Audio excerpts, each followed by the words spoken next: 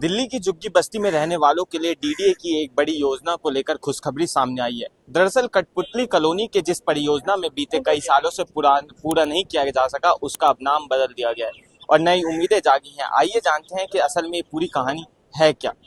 आपको बता दें कि देश की राजधानी दिल्ली की कठपुतली कॉलोनी में काफी समय से झुग्गियां बस्तियां रहने वाले लोग के लिए घर बनाने की योजना चल रही थी।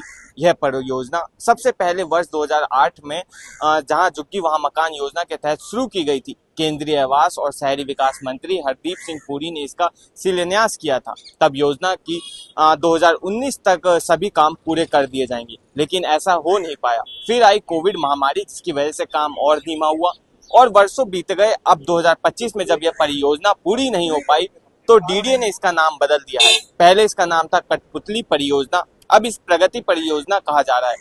प्रशासन को उम्मीद है कि नया नाम मिलते ही इस योजना में तेजी आएगी और काम रफ्तार पकड़ेगा। नई समय सीमा तय हुई है जून 2026 तक, लेकिन सबसे बड़ी राहत की बात यह है कि इस साल यानी दिसंबर 2025 तक 700 फ्लैट झुग्गी वासियों को मिल सकते हैं।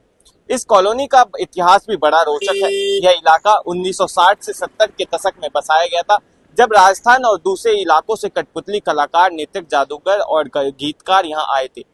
धीरे धीरे ये इलाका देश भर के कलाकारों का ठिकाना बन गया। इन कलाकारों को 1980 में ब्रिटेन के आयोजित भारत महोत्सव के कारण अंतर्राष्ट्रीय मंच भी मिला।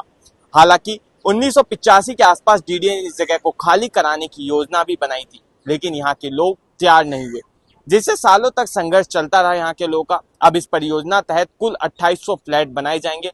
5.2 करोड़ जमीन फ्लैट्स के निर्माण के लिए दी गई है। इन फ्लैट्स की खासियत ये रहेंगी कि हर फ्लैट में एक bedroom, hall, kitchen, washroom, toilet, balcony शामिल होगा, जिस तरह से स्वाभिमान अपार्टमेंट में। कुल खर्च जो है लगभग 15 लाख रुपए का आएगा। सिर्फ 14,20,000 रुपए इसमें लिए जाएंगे। शुरुआती तौर पर 1,42,000 रुपए हर किसी को जमा कराने होंगे। इन फ्लैट्स में कलाकारों और उनके परिवार को मूलभूत जरूरत का पूरा ध्यान रखा जाएगा। यहाँ ओपन थिएटर, स्कूल भी बनाया जाएगा ताकि बच्चों की पढ़ाई और सांस्कृतिक का माहौल जो है बना रहे। पब्लिक प्राइवेट पार्टनरशिप यानी कि पीपीपी मॉडल से पहले C2 रिहेबिलिटेशन परियोजना है, जिसे राइजा ग्रुप तैयार कर रही है। अधिकारियों और स्थानीय लोगों के विरोध के चलते टलती रही थी ये योजना काफी लंबे समय से, लेकिन डीडीए ने 2014 से लेकर 2017 तक कई परिवार अस्थायी कैंप में भेजा, लेकिन 2018 में ये फिर आरंभ किया गया।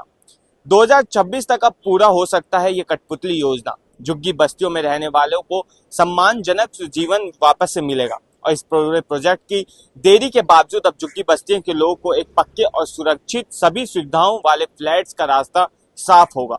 प्रशासन का लक्ष्य है कि इस साल के आखिरी तक 700 फ्लैट तैयार करके लोगों को दिए जाएं। देखना होगा कि सरकार इस फैसले से दिल्ली की झुग्गी बस्ती में रहने वाले 2800 परिवार को कितनी जल्दी और कितनी राहत मिलती है।